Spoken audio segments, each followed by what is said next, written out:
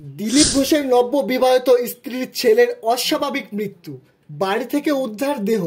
ভালো নাম সৃঞ্জয় দাশগুপ্ত, ডাকনাম প্রীতম। কিভাবে মৃত্যু, কেন মৃত্যু, এই নিয়ে ধোঁয়াশা। প্রাথমিকভাবে অনুমান আত্মঘাতী হয়েছেন রিঙ্কু মজুমদারের ছেলে, কিন্তু কি কারণে সেই বিষয়ে স্পষ্ট করে কিছু জানা যায়নি, এমনটাই জানা যাচ্ছে। পেশায় আইটি কর্মী ছিলেন রিঙ্কু মজুমদারের ছেলে সৃঞ্জয় দাশগুপ্ত। শিগগিরই বিয়ে হওয়ার কথা ছিল প্রীতমের।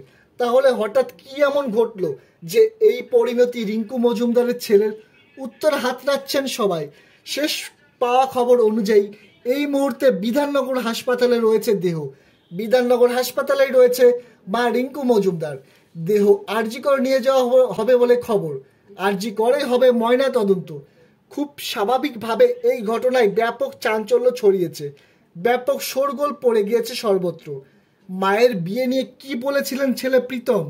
18 এপ্রিল বিজেপি নেতা দিলীপ ঘোষের সাথে বিবাহ হয় রিঙ্কু মজুমদারের।